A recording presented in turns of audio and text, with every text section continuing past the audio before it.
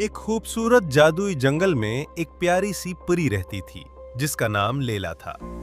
उसके भूरे बाल सूरज की रोशनी में चमकते थे और उसकी आंखों में मेहरबानी झलकती थी।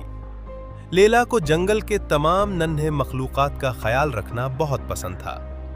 एक दिन वो रंग बिरंगे फूलों के पास से गुजर रही थी कि उसने एक छोटी सी ततली को पत्ते पर कमजोर हालत में पड़ा देखा। उसके पर बहुत खूबसूरत थे, मगर वो झुके हुए थे और वो बहुत थकी हुई लग रही थी। लैला ने नरमी से पूछा, क्या हुआ तुम्हें? ततली ने कमजोर आवाज में कहा, मैं बहुत भूखी और बीमार हूं। मेरे पास इतनी ताकत नहीं कि उड़कर खुराक तलाश कर सकूं। लैला को उस पर बहुत तरस आया। उसने कहा, फिक्र ना करो, मैं तुम्हारी मदद करूंगी। इतने में एक मेंढक छलांग लगाता हुआ आया।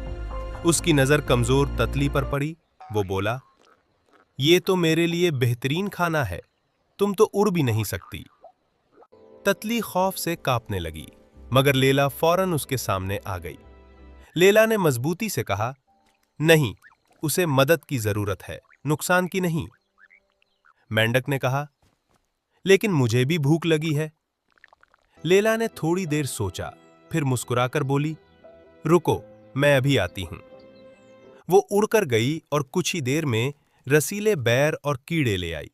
उसने मेंढक से कहा, ये खा लो, किसी कमजोर को नुकसान पहुंचाना ठीक नहीं होता। मेंढक ने खाने को देखा, फिर ततली की तरफ देखा। आहिस्ता आहिस्ता उसने सर हिलाया और कहा, तुम ठीक कह रही हो, मुझे कमजोर का फायदा नहीं उठाना चाहिए। उसने खाना खाया और मुतमईन होकर वहां से चला गया। फिर लैला ने फूलों से मीठा रस जमा किया और ततली को पिलाया।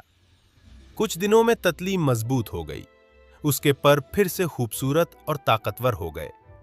एक सुबह वो खुशी से उड़ी और बोली, शुक्रिया लैला, तुमने मेरी जान बचाई। लैला मुस्कुराई और बोली, हमेशा याद रखना, मेहरबानी दुनिया को खूबसूरत बनाती है। सबक: हमें हमेशा कमजोरों की मदद करनी चाहिए और किसी को नुकसान नहीं पहुंचाना चाहिए।